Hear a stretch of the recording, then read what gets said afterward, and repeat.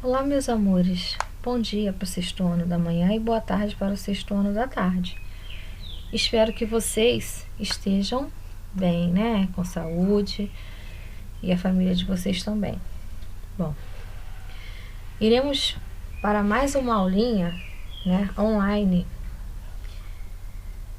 falando sobre sistema locomotor, ou aqui está, ó, sistema locomotor ou o corpo em movimento. Bom, então, olha, para começar, o sistema locomotor, ele é fundamental, né, para o nosso organismo, como os outros sistemas, porque um sistema depende do outro, né? Já falamos isso em outras unidades, que um sistema ele depende do outro para funcionar, né? Para o nosso organismo funcionar direitinho, perfeitamente, dependemos dos sistemas, né?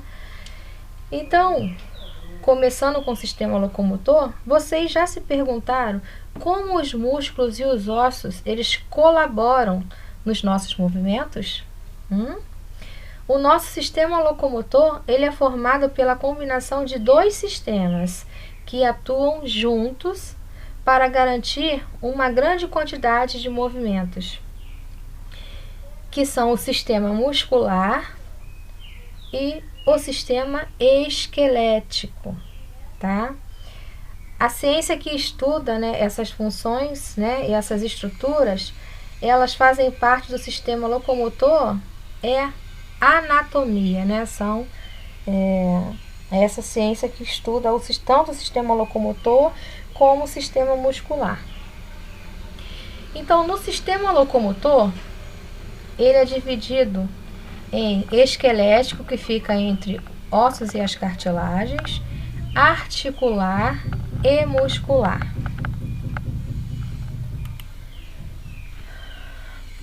O nosso esqueleto humano ele é constituído por 206 ossos que estão divididos em esqueleto axial, esqueleto apendicular e esqueleto zonal, né? O axial fica o crânio, a coluna vertebral, costelas e o externo. O esqueleto apendicular fica nossos membros superiores e os nossos membros inferiores. E o esqueleto zonal, né, fica com a cintura escapular e a cintura pélvica. Quando se fala em ossos, né, nós temos como classificá-los em ossos chatos, né, que são os ossos finos e achatados. Um exemplo desse osso pode ser o osso do nosso crânio, as nossas costelas e a escápula, né, que são os ossos das nossas costas. Tem os ossos irregulares, tá? Que são formados, né? Eles possuem um formato irregular, por isso o nome, que não se enquadram nas outras. Exemplo, as nossas vértebras. E nós temos também as articulações. O que são isso, professora? Como que a gente pode entender o que seria uma articulação, né? A articulação são pontos de contato entre os ossos que formam o nosso esqueleto, tá bom? Na maioria das vezes permitem o deslizamento de uma superfície óssea sobre a outra, possibilitando os movimentos corporais. Porque se ficássemos, né, por exemplo, aqui, ó, um osso junto com o outro, na hora de fazermos movimentos, principalmente, por exemplo, do joelho, né, um osso ficaria encostando no outro e daqui a pouco não ia demorar muito, os ossos eles iam, né, ficar com fissuras, eles poderiam até esfarelar, né, eles iam acabar se desfazendo, né, com o contato um do outro o tempo todo. Alguns componentes da articulação. Nós temos cartilagem, ligamentos, o líquido sinovial e o tendão. Ó, tendão é aquele famoso tendão de Aquiles, né, que fica no nosso calcanhar. As articulações, elas não permitem que um osso fique em contato com o outro, né, para não haver o desgaste.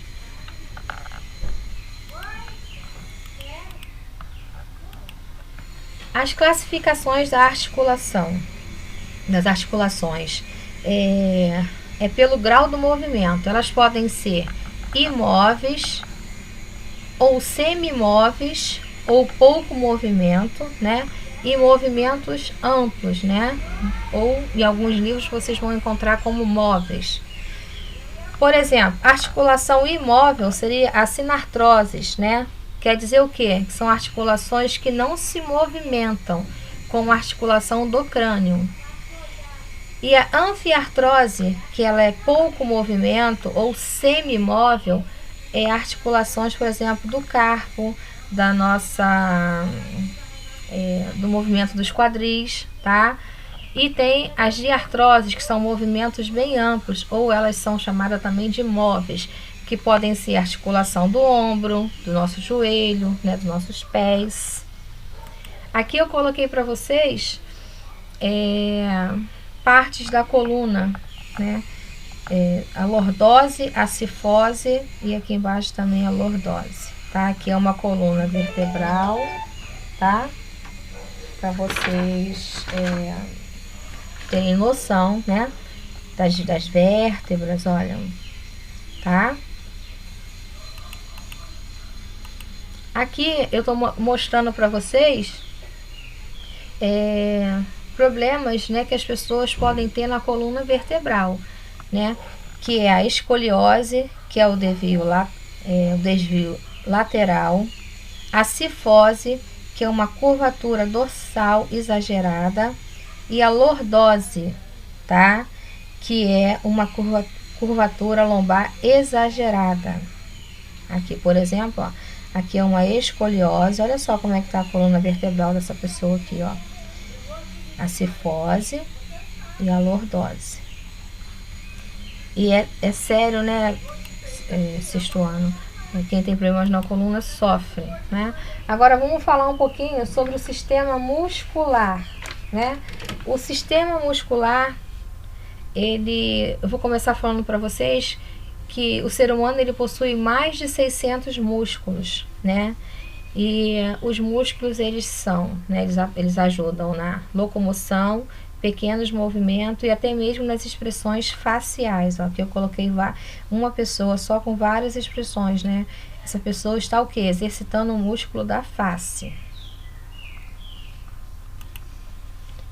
No sistema muscular, né?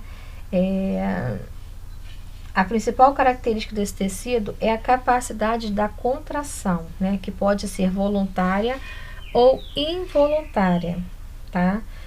Quando a ação é voluntária, é porque você quer fazer aquele movimento. E a involuntária não depende do seu querer, né? Acontece naturalmente. Existem 3 tipos de tecido muscular. O tecido muscular estriado esquelético, o estriado cardíaco e o não estriado, tá? O não estriado também é chamado como músculo liso. Então, ó, deixa eu falar para vocês desses 3 músculos. O músculo estriado cardíaco, ele é responsável pelos batimentos do nosso coração. Então, ele tem uma contração rápida e essa contração, ela é o quê? Involuntária. É como eu havia falado com vocês, não depende do nosso querer, né? Nós não ficamos falando assim, bate coração, para de bater, bate agora, para de bater. Não, ele vai ter os batimentos independente do que a gente pense ou que a gente queira, né? Graças a Deus por isso. Ou seja, né? Não necessita de uma intenção consciente para acontecer. O coração ele bate naturalmente, né? Quando está tudo acontecendo normalmente.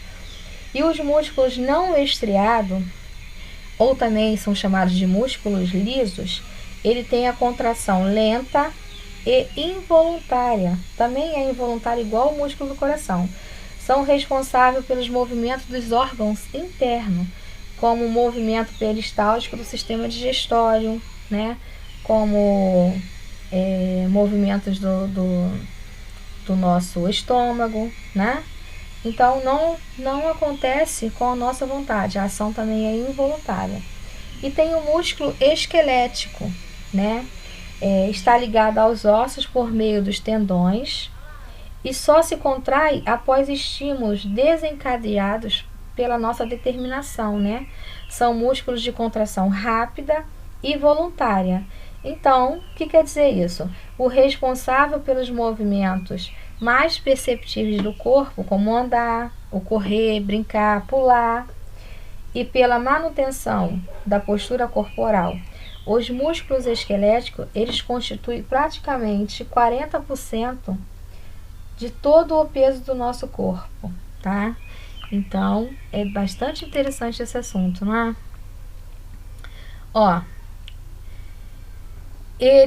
Os músculos muscular estriado esquelético, ele se contrai, né? E flexiona-se.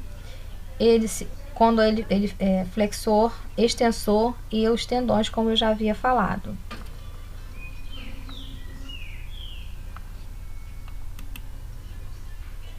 E ele também tem duas propriedades, que é a contratilidade e a elasticidade. Qual é a diferença, professora, de uma para outra?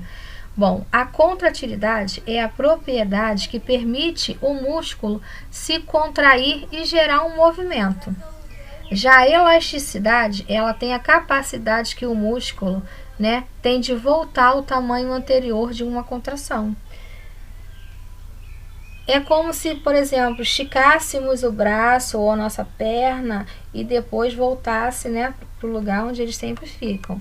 Aqui, essa parte do slide aqui, tem no livrinho de vocês. Eu gostaria muito que vocês fizessem com a mão, igual tá no slide aqui e igual tá no livro de vocês também, na página 337. Eu gostaria que vocês mantessem, né, a mão sobre a mesa e mantendo o dedo médio dobrado e encostado na mesa. O que acontece com isso? Mantendo a mão nessa posição, tente levantar o dedo polegar. Você consegue? Vamos fazer? Então, vocês fazendo isso, vocês vão ver o quê? Que é possível movimentar o polegar, né? E o indicador? O indicador também é possível movimentar, né? Os dedos e o dedo mínimo também. Mas não é possível movimentar o dedo anular. Por quê, gente? O que explica esse movimento? Por que acontece isso, né? Por que eu consigo levantar o meu dedo mínimo, o meu dedo indicador e o meu dedo e o meu polegar? Consigo levantar esses três ou movimentar esses três, mas eu não consigo movimentar o meu dedo anular, que é o dedo onde fica, por exemplo, a aliança, né? Vocês, o que seria isso, né? A conclusão é que os movimentos dos nossos dedos, eles são dependentes um dos outros, tá? Eles dependem um dos outros. Se o anelar não está se movimentando, ele vai impedir, né? Ele vai não vai deixar o dedo anular se mexer, tá? Por isso a gente não consegue, porque um depende do outro, tá bom? Aqui eu botei umas curiosidades para vocês, tá? A fontanela, né? Que em alguns bebês se fala a fonte, né? Conhecida popularmente como a moleira, né, que é bem molinho essa parte aqui do bebê, ela tem a função de auxiliar o bebê na hora do parto e posteriormente permite que o cérebro da criança cresça. Então essa parte aqui é bem molinha, para na hora que a criança for passar, né, para nascer, ela não machuque nem a mãe e nem a própria criança, né? Porque o parto ele não é só doído para a mãe, não, ele também é muito doloroso para o feto, tá? Ela existe porque as 4 tábuas formadoras do crânio ainda não estão soldadas quando nascemos, mas apenas sobrepostas. Então, ela ainda vai permitir ainda que a cabeça, o crânio da criança ainda cresça. Uma criança, eu sempre falo isso na sala de aula e eu acho que vocês sempre ficam abismados. Uma criança, né, um bebê, ele nasce com 350 ossos. Mas quando fica adulta, ao contar com apenas 206. Como eu havia falado no um dos primeiros slides aí, que o esqueleto humano ele possui 206 ossos. Ué, mas como que uma criança nasce com 350? E aí, onde vai esses ossos? Vamos ver? É que os ossos dos membros de um recém-nascido não são inteiros. As extremidades de diversos ossos ainda mantêm regiões cartilaginosas, que vão permitir o quê? O crescimento. Então, entre os 18 e 20 anos, essas regiões cartilaginosas, elas vão acontecer o quê? Vão se ossificar, né? E o crescimento cessa, ou seja, vai parar de crescer, né? Então, até os 18 e 20 anos, ainda crescem os ossos ainda, tá bom? Aqui eu coloquei para vocês uma atividade do livro, tá? Que é da página 344 até a 348. Na próxima semana eu vou corrigir todas as atividades do livro, tá? Porque quando tivermos a nossa avaliação, ficar com tudo ok, tudo certinho. Aqui eu tô pedindo para vocês explicarem com recurso o sistema locomotor. O que seria recurso? Eu venho sempre explicando. Vocês podem usar um slide, né, um cartaz, ou vocês podem fazer um esqueleto, né? Na internet tem várias ideias. Se faz esqueleto de macarrão com rolo de papel higiênico, tem N ideias para vocês, né? Então, na próxima semana, no horário de aula, eu vou fazer chamada de vídeo com vocês, tá? Sexto ano, eu acabei só colocando aqui o dia 3. Sexto ano da manhã no dia 3, que é numa quinta-feira, e o sexto ano da tarde no dia 4, que é na sexta-feira. A videochamada será no horário da aula, tá bem específico aqui, olha. E eu vou fazer de 4 a 5 alunos de uma vez. Eu vou ligar para vocês, tá? E vocês vão apresentar o trabalho de vocês uns para os outros e para mim, bom? Esse trabalho vai ser um pouquinho diferente, não precisa enviar vídeo, porque será feito na hora ali, tá? Então, não precisa enviar nada para o WhatsApp nem para o meu e-mail, certo? Favor colocar no post ou no chat o número de um celular mais viável para a chamada de vídeo. Se for o mesmo, se eu puder ligar para o celular que está no grupo, né? Tá ótimo. É só colocar celular do grupo, celular do grupo, celular do grupo. Quem, por exemplo, o celular que está no grupo é da mãe, a mãe vai para o trabalho, ele fica em casa com outro número, aí coloca para mim no chat, ou pode colocar até mesmo no grupo, que eu vou ligar, né? Quem começa a aula às 7h30 vai ser a partir de 7h30 até o nosso horário de aula. Vou tentar fazer com todo mundo, né, no horário da aula, certo? O número 3, eu coloquei aqui para vocês, ó, um esqueleto. Adoro fazer isso aqui em sala de aula com vocês, mas esse ano ficou um pouco difícil, né? A gente não tá tendo aula presencial por enquanto. Então eu quero que vocês recorte e monte o esqueleto, né? Vai colar no caderno e vai identificar os seguintes ossos que estão aqui, ó. Não precisa ser os 206 ossos. Portanto, eu coloquei alguns principais aqui, ó. Vocês vão colar o esqueletozinho no caderno e vão fazer uma setinha e colocando onde está o osso frontal, onde é o maxilar, onde é a mandíbula, onde estão as falanges. Vocês vão apontar e vão escrever o nome do osso, tá bom? Então, até, né, a nossa chamada de vídeo, que será no dia 3/9 para o sexto ano da manhã e dia 4/9 para o sexto ano da tarde. Tá bom, meus lindos? Um beijo para todos. Fiquem com Deus.